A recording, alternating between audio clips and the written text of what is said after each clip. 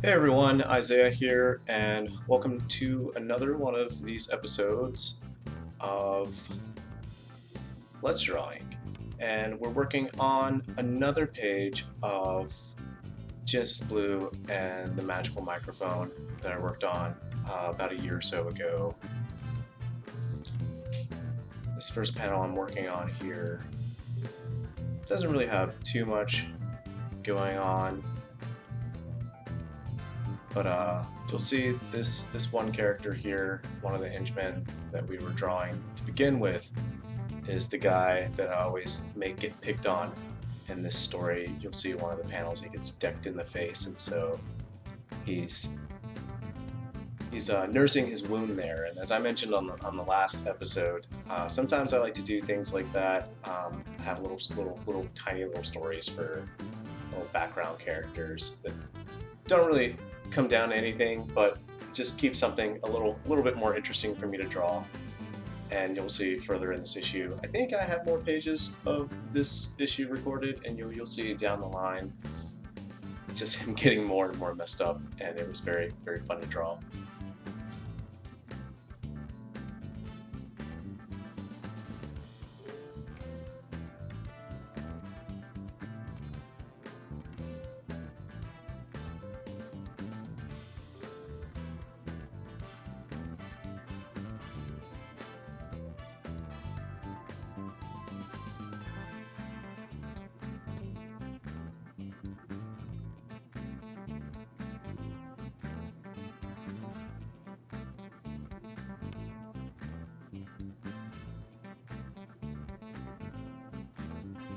I remember finding this particular panel a bit of a challenge to figure out how I was going to frame everything, because it was also important to get in the frame of the shot. Uh, Not just that these henchmen were dragging the grandma character out of the building, but also we had to see Genesis Blue's reaction through the window there. And I wanted to make sure that I left enough space so that, because I believe this is the first shot of transitioning outside, so I wanted to make sure there was enough space there to give this new location some breathing room. I also had to draw the figures walking away, and then of course Blair there peeking through the window. I think she could have been probably a little bigger. She seems a little small back there.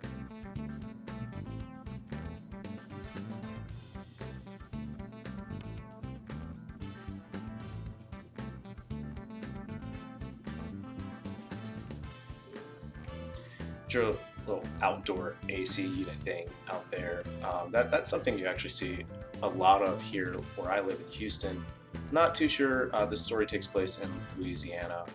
Um, Not too sure what their climate is like compared to ours, but ACs are very important things here. Anytime I think of the outside of a building, I think of that very common unit that you see out there. Um, but I know that if I draw some other cities, some that are probably more up north, maybe to leave that out of any kind of um, back of a building kind of design. It's just something that I always think about AC, especially just here in Houston. It gets very hot and very humid.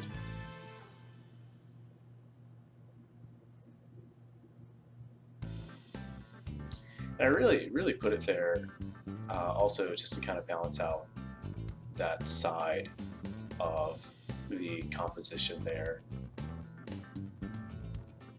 And I also have a dumpster back there. Just there's some things back there to really help sell that this is the backside of the building that we're in. I don't think that there's, yeah, it was the last page that there was an establishing shot of the front side of the building. So it was very important to me that I communicated this location, and I feel like an AC unit and a dumpster really communicates to you that you're at the backside of a business establishment like a bar. You're going to have a dumpster.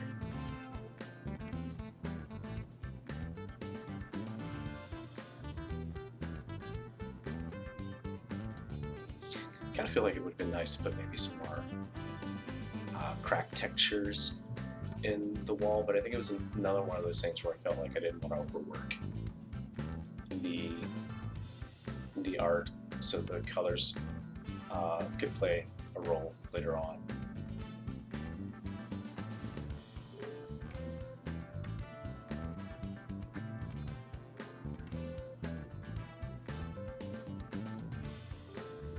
I do apologize if I zoom in very, very close here.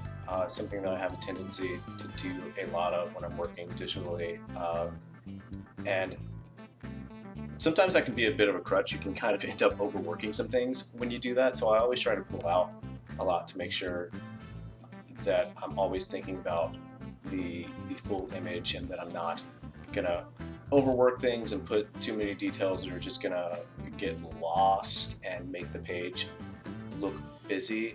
But still, I feel like I have a lot of control when I'm a little closer to the illustration, especially since I don't have something like a Cintiq or a screen that I'm drawing on. I'm drawing off of a very, very small tablet. I used to have a bigger one, and that one broke down, and I just found an old one that I have, and I should probably upgrade to a larger model to have a little bit more space.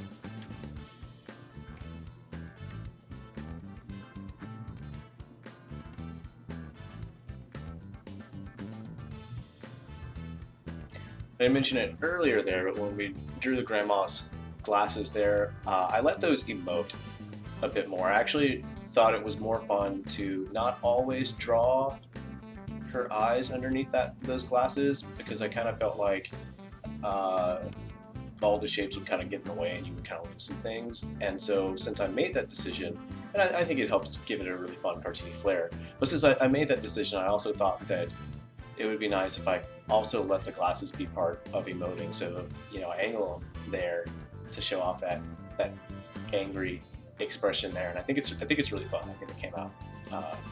It's got a kind of quirky cuteness to it, and I like it.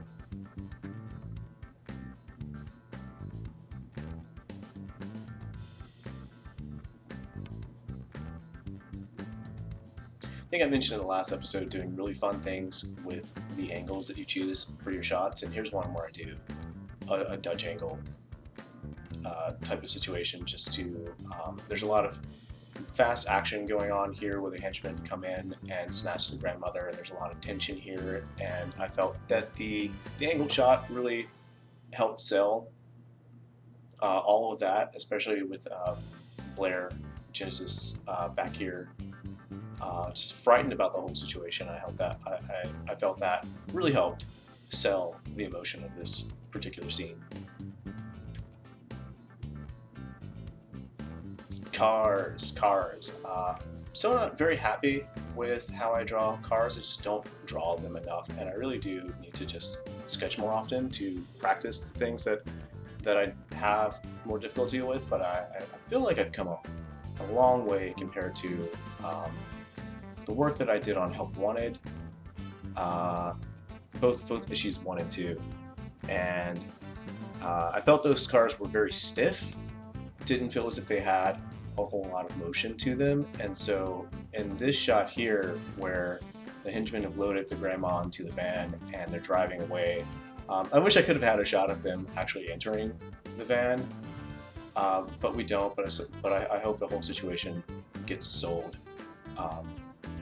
properly here. But I wanted to draw a lot of curved shapes and kind of squash the shape of this car a little bit to show off that speed and kind of swerving kind of thing, and it ended up being something I'm very happy with. Very, very happy with this car.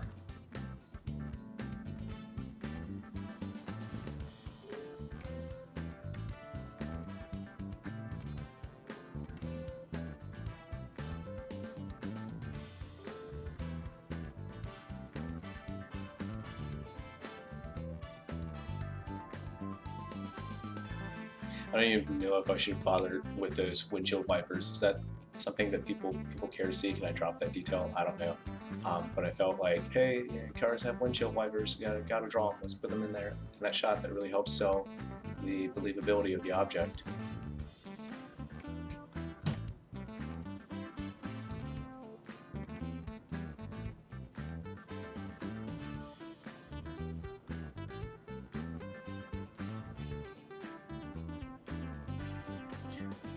I do think there are some opportunities where I probably could have used some straight edges and curves more for this, but I do feel just kind of drawing it loosely and organically gives that motion a whole lot more.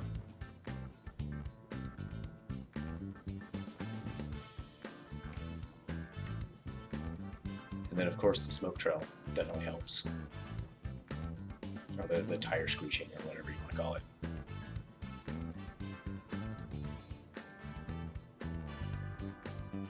Back to that dumpster again. That dumpster is actually very fun to draw. I like drawing things like that. Very angular shapes. Getting to play around with the perspective tool.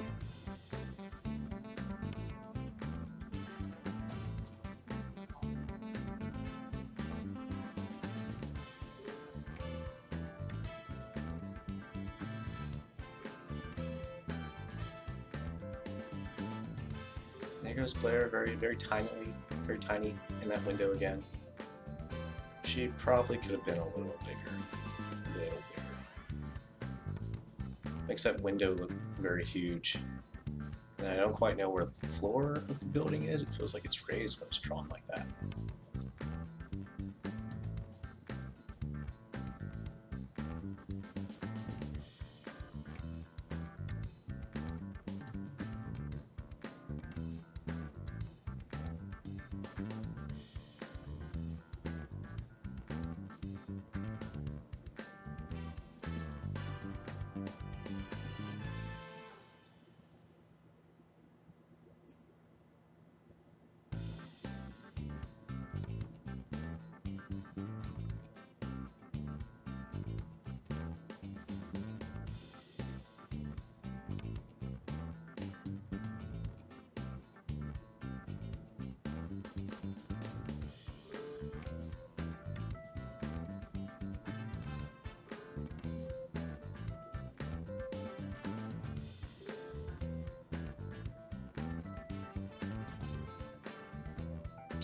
Big pet peeve of mine when I see people draw glasses is them wrapping the glasses around the side of the eye. They don't do that. They're in the front of your face. So if you're learning artist, keep that in mind.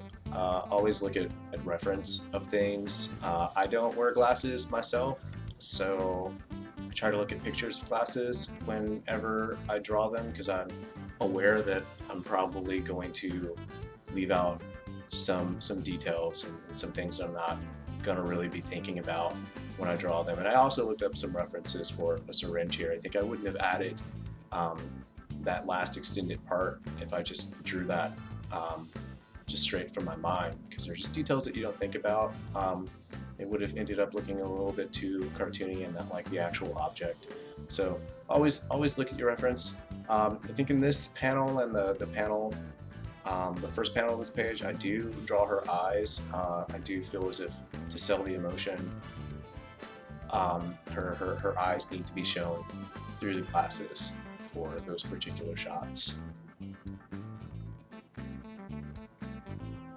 Here I'm a lot happier with that feather boa than I was on the very first page. I think this is really a good shape to convey that object.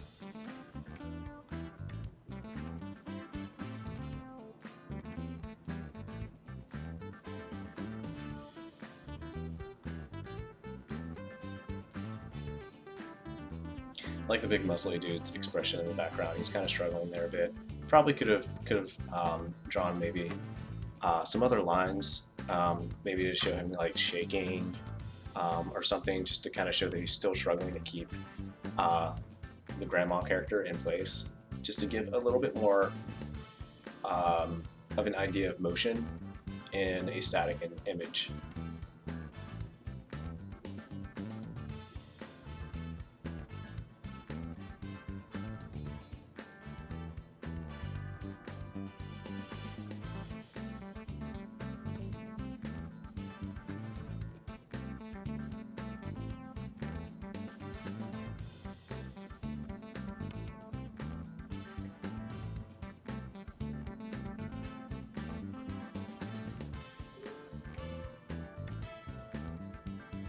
I feel like maybe I was being a little bit too convenient with trying to hide some of those braids behind the speech bubble there.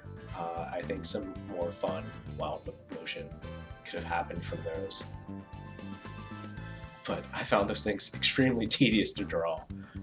So I probably just decided to cover them up with a speech bubble and just be done with them. But I think I could have played around with them a little bit more to show a lot more motion to make it feel like her run here is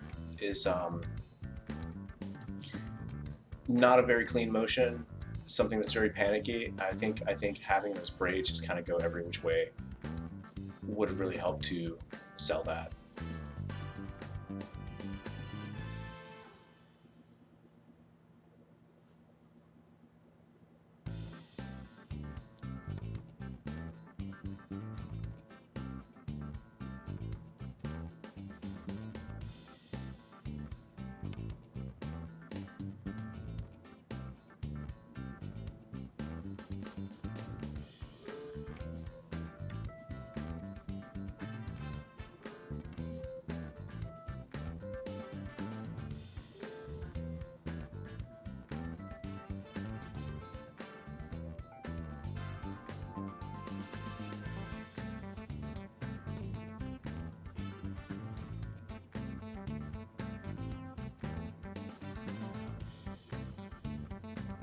Here we are at my favorite panel of this page. Here is the grandma decking out the henchman. Just, I really wanted to have a lot of energy behind that punch. I think this was a really cool moment in the comic, and one that I looked forward to drawing a whole lot. It's probably not my favorite part of this book. I actually really like drawing slower scenes where people are talking to each other and trying to convey subtle emotions a whole lot more, and there's a good example of that here in this comic, and I hope I have that page recorded because I would love to talk about that. But this is definitely one of my other favorite moments of just old lady knocking the dude off his feet. And I really got to play around with the motion I could get out of that feather boa, and also her dress just kind of swaying around and bringing a whole lot more energy into this. I think in a lot of cases I probably would have tried to draw maybe some motion lines or maybe some sort of impact effect, but I really felt that wasn't very necessary here because I'm getting just so much motion off of her clothes, and I felt that really helped sell a lot of the action here. And there he is. Look at that face, just contorted. Probably could have had like a bruise or a moment of impact there, some sort of round moment of impact to show where the punch really got him really good. But I am happy with just his lips just puckering out there and his neck extended, and he's off his feet, and a lot of the motion is in there, and the tie is helping sell that motion too, and it's fun. This was a very fun shot.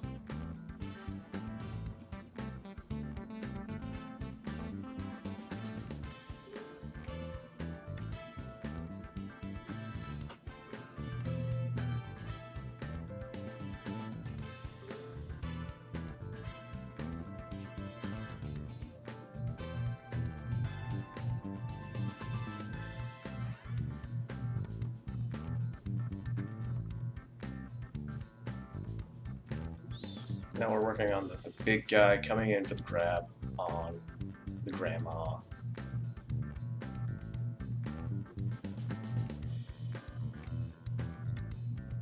Kind of feel that maybe the background of the shot may feel a little empty.